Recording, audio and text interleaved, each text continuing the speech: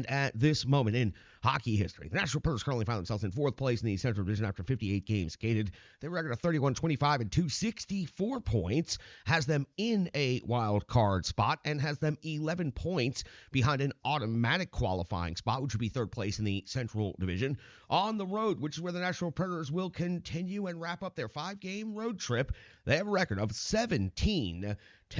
That is an impressive road record. That is only one win behind most wins on the road in the Central Division, which is held by the Dallas Stars. The Predators scored 180 goals on the season. They've given up 185. Their goal differential is -5. Still on the minus side, but it's been improving over the course of this road trip so far. Let's talk about the Central Division most updated standings after Saturday night's action. The Dallas Stars still in first place at 78 points. The Winnipeg Jets at 75. The Colorado Avalanche are at 75 as well. So the three-team weave continues, only 3 points separating first from third in the Central. It's going to come down to the final periods of the season, and that 2-3 matchup, some really good Central Division team is going to find themselves out of the playoffs in the first round. I believe those three teams are going to continue to weave throughout the rest of the season. They'll continue trading back and forth positions constantly. The Nashville Predators are the first team outside of that pack in fourth place after 58 games with 64 points. The St. Louis Blues are in fifth place with 62 points. The Minnesota Wild also with 62 points. So we are establishing three separate groupings in the Central Division.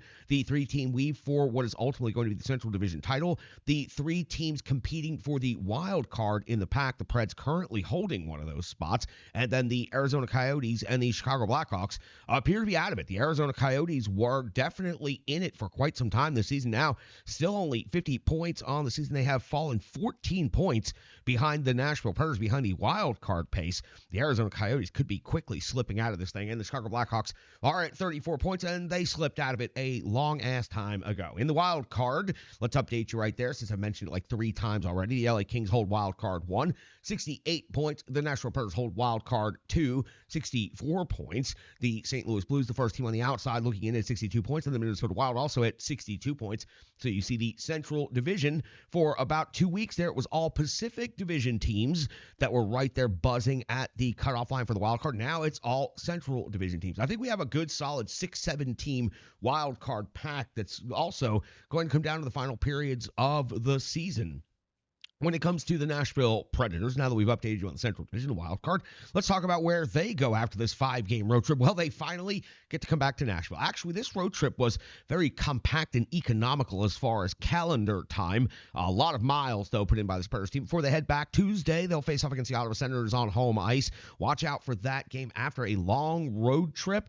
The first home game back can sometimes be a little bit difficult for the home team. Thursday, Minnesota. Saturday, Colorado. So the Nashville Predators are back to their traditional Tuesday, Thursday, Saturday schedule. All of those games coming up at Bridgestone Arena next week. On the 5th of March, they are facing off against the Montreal Canadiens at Bridgestone Arena. On the 7th of March, against the Buffalo Sabres. So the next 5 games after this road trip wraps up will take place on home ice, where, unfortunately, the Nashville Predators have not been very good this season. It is the oddest of things to see that the Predators have a winning record overall on the season, but have a losing record on home ice. It's the incredible road record that's propping up the Preds right now. It's 17-10-2 on the road. The home record 14-15-0. Maybe they'll be able to carry this road trip momentum back to home ice and be able to get that home record back on the positive side as well, because the Nashville Predators team is trending in a good direction, and a week ago it was not that way. So the Preds' next 5 games coming up at home. Let's talk about the Nashville Predators' next game. It is coming up,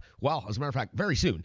Back-to-back for the Nashville Predators. Last night in San Jose, tonight in Anaheim. The season series, this is the third and final meeting of the regular season between the Nashville Predators and the Anaheim Ducks. They met for the first time at Bridgestone Arena. As a matter of fact, they met both times this season at Bridgestone Arena. So the Preds' only trip to Anaheim this year. The Preds fell on home ice back on November the 14th, 3-2 to the Anaheim Ducks. As a matter of fact, the Predators gave that game away. UC Saros, 17 out of 20, took the loss. Forsberg and Yossi had the goals for the Preds. Gibson picked up the win for Anaheim, 28 out of 30. Henrik Fowler and then Radko Gudas getting the game-winning goal as the Preds blew a 2-0 lead midway through this game, allowing the Ducks to come back and win that one at Bridgestone Arena. On the 9th of January, they meet for the second time. Anaheim would win that game as well, 5-3.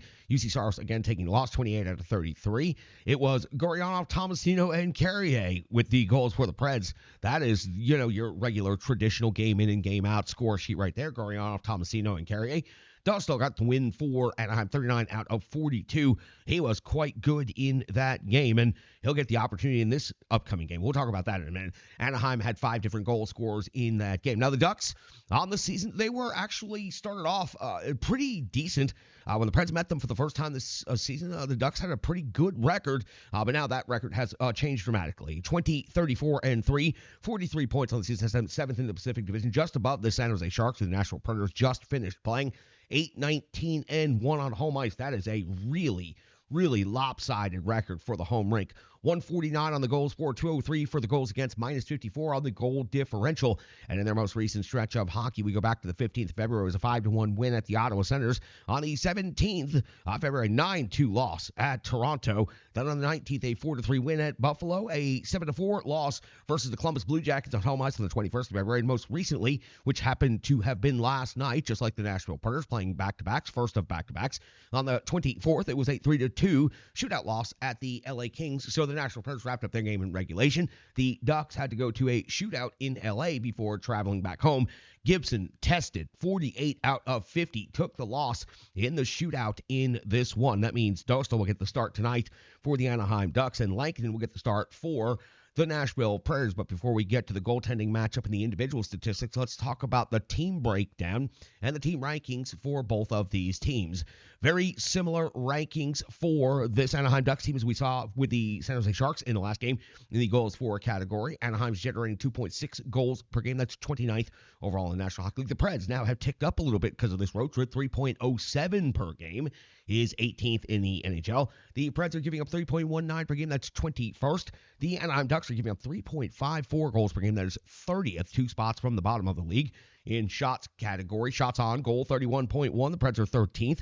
The Anaheim Ducks are 27.8 on net. That's 28th. In the shots against category, the Nashville Predators giving up 30.4 per game is 19th, while the Ducks are giving up 33.1. That's 28th overall. Special teams, it is the Ducks with the better percentage power plays because they have so many fewer opportunities on the power play. 19.7% is their conversion rate, though, and that's 19th over in the NHL.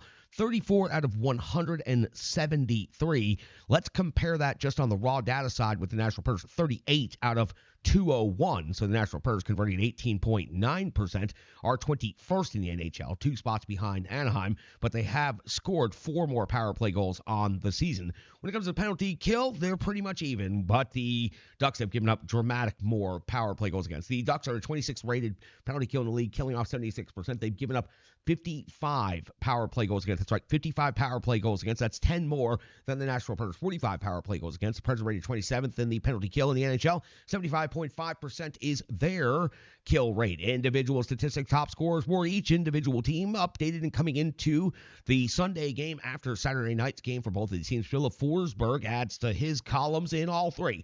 27 goals, 30 assists, 57 points. Some special things about those numbers we'll talk about later on in the show. Yossi, 11 goals and 42 assists for 53 points. O'Reilly, 20 goals and 27 assists for 47 points. Nyquist is at 14 and 31 for 45. And Tommy Novak reaches 30 points now, 5th on the team in scoring. His breakdown goes 12 and 18. Over on the Duck side of things. Vetrano, 26 goals. Really good season for Frank Vetrano. 19 assists for 45 points. Leads the Anaheim Ducks. Terry's at 17 and 28 for 45. McTavish, 17 goals, 21 assists for 38 total points. Henrique, 16 goals, 21 assists for 37 points. And Strome, 9 and 22 for 31. Because of the back-to-back starts and because Gibson got worked so hard facing 50 shots plus the shootout against, we know Dostal's going to get the start. He's already picked up a victory against this Nashville Predators team. It happened on January the 9th in Nashville. On the season, his numbers are 8-14 and 1 as a record, 8.97 save percentage, 3.23 goals against average. Updating you on UC Saros' numbers and statistics: 23, 21, and 2, a 9.04 save percentage, 2.95 goals against average, 2 shutouts on the season. Lankinen will get the start in Anaheim with a 7-4-0 record, .888 save percentage, 3.32 goals against average. No reason to think that Lankinen can't put up a decent performance against the Anaheim Ducks. He's been pretty solid solid in net when he's gotten his spot starts and opportunities. Looking forward to a good game to close out the road trip. Not too late of a start for a West Coast start time, so not going to be too bad. That's got you all set up for the Nashville Predators against the Anaheim Ducks, Game 5 of a 5-game road trip before coming on back home for a good long homestand. That's going to do it for the open of the show. Let's talk about the Rebirth Sports full game recap. Well, we got to take a quick commercial break. Coming up next, right here on the Renegades of Puck Podcast.